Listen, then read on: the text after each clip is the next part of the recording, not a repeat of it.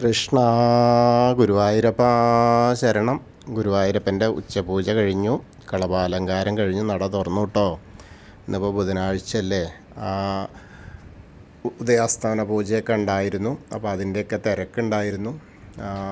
അതിൻ്റെ തിരക്കിൻ്റെ ഇടയിൽ കൂടെ നമുക്ക് ദർശനത്തിനായിട്ട് പോവാം. ഇന്നിപ്പോൾ ഗുരുവായൂരപ്പൻ്റെ ചതുർബാഹുവായ വിഗ്രഹത്തിൽ ഏത് രൂപത്തിലാണ് ഭഗവാൻ നമ്മളെ ഭക്തരെ അനുഗ്രഹിക്കാനായിട്ട് നിൽക്കുന്നത്, അമ്പാടിയിലെ ഏത് ലീലകളാണ് നമുക്ക് മുന്നിൽ കാണിക്കുന്നത് എന്നറിയാൻ വേണ്ടി നമുക്ക് പോവാം. ആദ്യം തന്നെ കിഴക്കേ നടയിലുള്ള മഞ്ജുളാലിനെ ഒന്ന് പ്രദക്ഷിണം ചെയ്ത് വരാം. അങ്ങനെ വരുമ്പോൾ ആത്തിമര ഗണപതി ക്ഷേത്രത്തിൽ പോയിട്ട് ഗണേശനെ കണ്ട് സർവ്വവിഘ്നങ്ങളും മാറ്റിത്തരാനായിട്ട് പ്രാർത്ഥിക്കാം. അത് കഴിഞ്ഞ് നമ്മൾ നേരെ ഗോപുരവാതിൽ കടന്ന് അകത്തേക്ക് ഇങ്ങനെ വരികയാണ്.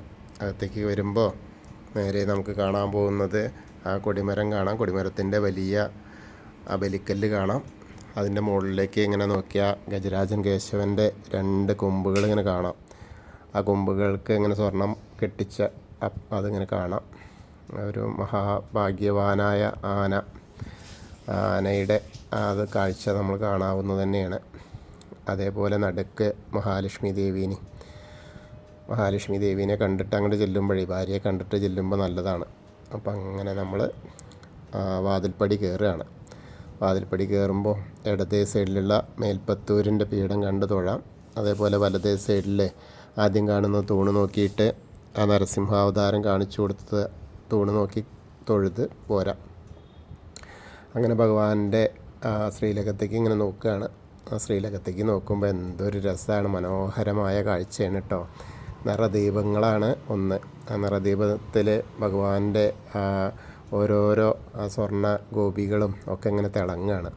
കിരീടമൊക്കെ ഇങ്ങനെ തിളങ്ങുക. അപ്പോൾ നമ്മളങ്ങനെ നോക്കുമ്പോൾ തന്നെ കാണുന്ന കാഴ്ചയാണ്. അപ്പോൾ കാൽപാദത്തിലേക്ക് നോക്കിയാൽ കാൽവളകൾ കാണാണ്ട് കാലിങ്ങനെ ഇതായിട്ട് അങ്ങനെ മുകളിലേക്ക് നോക്കുമ്പോൾ നല്ല പട്ട് ഞൊറിഞ്ഞു കൊടുത്തിട്ടുണ്ട്.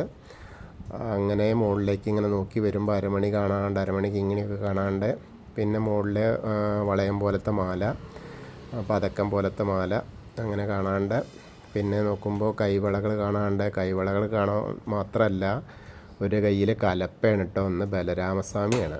കലപ്പ അങ്ങനെ നല്ല രസമായിട്ട് ചാർത്തിയിട്ടുണ്ട്. അതേപോലെ മറു കയ്യിൽ നോക്കുമ്പോഴോ പാമ്പാണ്, പാമ്പിനെ പിടിച്ചുകൊണ്ടാണ് നിൽക്കണം. പാമ്പുണ്ട്, കലപ്പയുണ്ട്. എന്തൊരു രസമാണ്, കൗതുകമായിട്ടാണ്. ഉണ്ണിയുടെ ഏട്ടനായിട്ടാണ് ഇന്നിപ്പോൾ നിൽക്കണത്, ഏട്ടൻ്റെ രൂപത്തിലാണ്. അപ്പോൾ ബലരാമസ്വാമിയായിട്ട് ഇങ്ങനെ ഭക്തരെ അനുഗ്രഹിക്കാനായിട്ട് നിൽക്കുകയാണ്. അധ്വാന ഭാരത്തിലാണ്. നല്ല കലപ്പ കാണാനുണ്ട്, ആ പാമ്പിനെ നന്നായിട്ട് കാണാനുണ്ട്. വളരെ മനോഹരമായിട്ടുള്ള ഒരു കാഴ്ചയാണത്.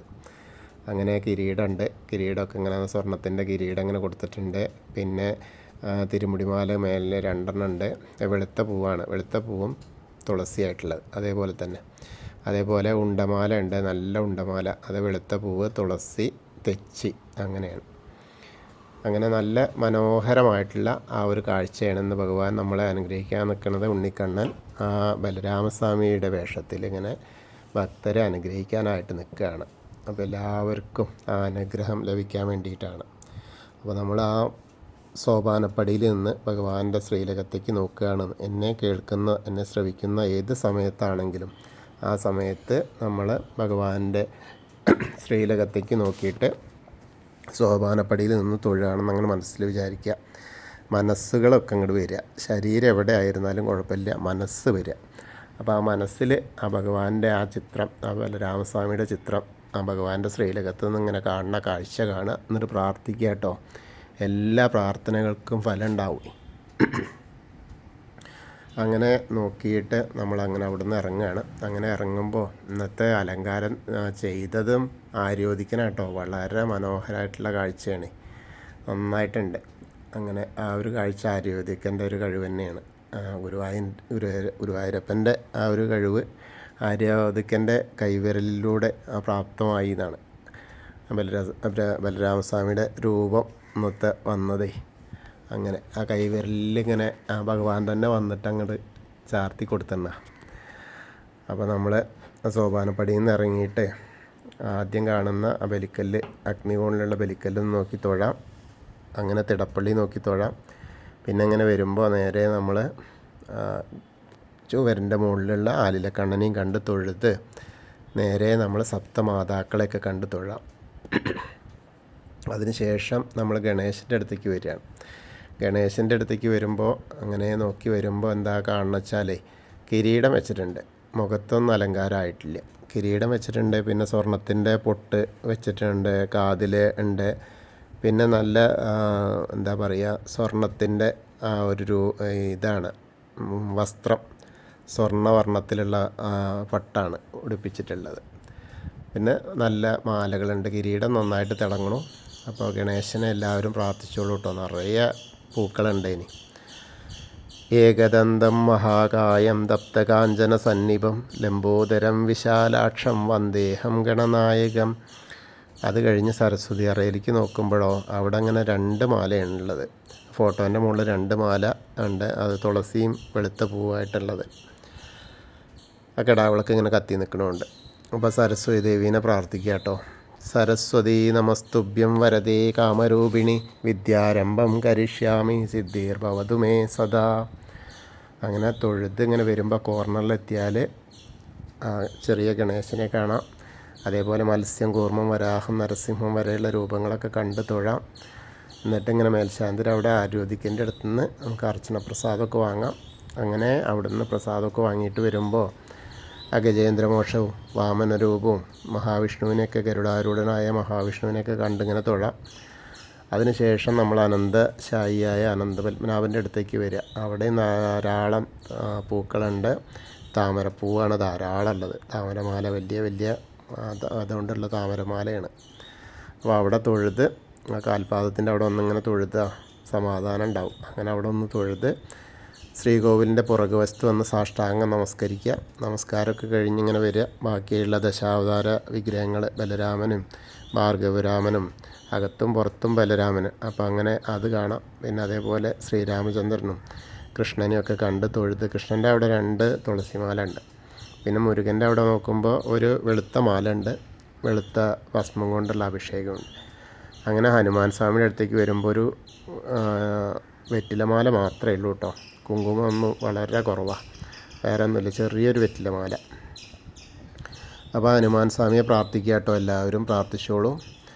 ത്വമസ്മിൻ കാര്യനിര്യാഗേ പ്രമാണം ഹരിസത്തമ ഹനുമാൻ യജ്ഞമാസ്തായ ദുഃഖക്ഷയകരോ ഭവ മനോജവം മാരുതതുല്യവേഗം ജിതേന്ദ്രിയം ബുദ്ധിമതാം വരിഷ്ടം വാദാത്മജം വാനരയൂഥമുഖ്യം ശ്രീരാമദൂതം ശിരസാ നമാമി. ബുദ്ധിർബലം യശോധൈര്യം നിർഭയത്വം അരോഗത അജാഡ്യം വാക്പടുത്തം ഹനുമസ്മരണാത് ഭവേത്. ഓം നമോ ഭഗവതേ ആഞ്ജനേയായ മഹാബലായ സ്വാഹ.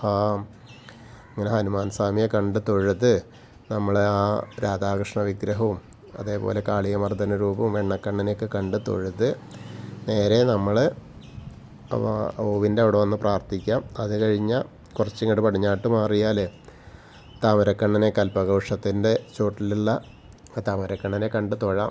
അതിനുശേഷം നൃത്താറയായിരിക്കും മണിക്കിണറൊക്കെ നോക്കി തൊഴാം. പിന്നെ ഇങ്ങനെ കിഴക്ക് വശത്തേക്ക് മുകളിലേക്ക് നോക്കിയാൽ നമ്മുടെ കൊടിമരം കാണാം. കൊടിമരം കണ്ട് തൊഴാട്ടോ. അത് കഴിഞ്ഞ് വരുമ്പോൾ ഇന്നിപ്പോൾ അവിടെയൊക്കെ വാതിലൊക്കെ തുറന്നിട്ടുണ്ട്. അപ്പോൾ സുഖമായിട്ടുള്ള ദർശനമാണ്. അങ്ങനെ എല്ലാവർക്കും ഇന്ന് സുഖമായിട്ടാണ്. ആ കുറൂരമ്മയുടെ അവിടെയും നാരദരെയും വസുദേവരെയും ഒക്കെ കണ്ട് മേൽപ്പത്തൂരിനെയൊക്കെ കണ്ട് ഇങ്ങനെ വരാം. വടക്കേ നടയിൽ കൂടെ വരാം. അവിടെ എന്താ വെച്ചാൽ അവിടെ കുറച്ച് നേരം നിൽക്കേണ്ടി വരും. കാരണം ക്യൂവിൻ്റെ ലൈന് വിടാൻ അതിനെ വിടുമ്പോൾ നമ്മൾ കുറച്ച് നേരം നിൽക്കുക. എന്നിട്ട് വടക്കേ നടയിൽ കൂടെ അങ്ങനെ പുറത്ത് വന്ന് ആ പ്രസാദ കൗണ്ടറിൻ്റെ അവിടെ നിന്ന് ചന്ദനവും തീർത്ഥമൊക്കെ വാങ്ങാം. അതൊക്കെ വാങ്ങിയിട്ട് നമ്മൾ നേരെ ഭഗവതീനെ കാണാനായിട്ട് വരാം. എടത്തരികത്തുകാവിലെ ഭഗവതിയെ കാണാനായിട്ട് വരുമ്പോൾ എന്താ അവിടെ വരുമ്പോൾ തിരക്കൊന്നുമില്ല, ഗോളകി തന്നെയാണ്. അങ്ങനെ നോക്കുമ്പോൾ താഴത്ത് മിനുങ്ങുന്ന നല്ല മിന്നിച്ചുള്ള പട്ടാണ് ഒട്ടുന്ന സ്വർണത്തിൻ്റെ കളറുള്ളത്. പിന്നെ ധാരാളം മാലകളുണ്ട്, തെച്ചിമാലകളാണ് ഉള്ളത്. പിന്നെ പൂക്കളിങ്ങനെ അർച്ചന പൂക്കൾ ധാരാളം, അത്രയേ ഉള്ളൂ. അപ്പോൾ അമ്മയെ കണ്ട് പ്രാർത്ഥിക്കുക കേട്ടോ. സർവമംഗളമാംഗല്യേ ശിവേ സർവാർത്ഥസാധികേ ശരണ്യേ ത്രയംബകേ ഗൗരി നാരായണി നമസ്തുതേ. അങ്ങനെ അമ്മയെ കണ്ട് തൊഴുത് വരുമ്പോൾ കോർണറിലെത്തിയാൽ ഒന്ന് തിരിഞ്ഞ് നിന്ന് മമ്മിയൂരപ്പനെ മനസ്സിൽ വിചാരിക്കുക, എന്നിട്ട് പ്രാർത്ഥിക്കുക. നമശിവായ നമശിവായ നമശിവായ എന്നുള്ള പഞ്ചാക്ഷരി മന്ത്രം ജപിക്കുക. എന്നിട്ട് മനസ്സിലിങ്ങനെ സ്മരിച്ചു കഴിഞ്ഞാൽ നമ്മൾ മമ്മിയൂർ പോയിട്ടുള്ള ആ ദർശനം കിട്ടിയ പോലെയാവും. അതിന് ശേഷം നമ്മൾ അവിടുന്ന് വരുമ്പോൾ ആ കൊടിമരത്തിൻ്റെ അവിടെ എത്തിയിട്ട് അങ്ങനെ കൊടിമരത്തിൻ്റെ അവിടെ വന്നിട്ട് ഭഗവാന്റെ തിരുനടയിലേക്ക് ഒന്നുകൂടി നോക്കാം, ശ്രീലകത്തേക്ക്. അപ്പോൾ ആ ബലരാമസ്വാമി ഒന്നുകൂടി കണ്ടു തൊഴാം. അവിടുന്ന് നമസ്കാരമൊക്കെ കഴിഞ്ഞ് വരുമ്പോൾ കൂത്തമ്പലത്തിൻ്റെ അവിടെ വരിക. കൂത്തമ്പലത്തിൻ്റെ അവിടെ ഇങ്ങനെ ബൾബൊക്കെ ആയിട്ട് ഇങ്ങനെ പ്രകാശമായിട്ട് ഇങ്ങനെ ഉണ്ട്. അപ്പോൾ ആ കടാവൾക്ക് കാണാം, അത് കണ്ട് തൊഴാം, നമസ്കരിക്കാം. എന്നിട്ട് അയ്യപ്പസ്വാമിയുടെ അടുത്തേക്ക് വരിക.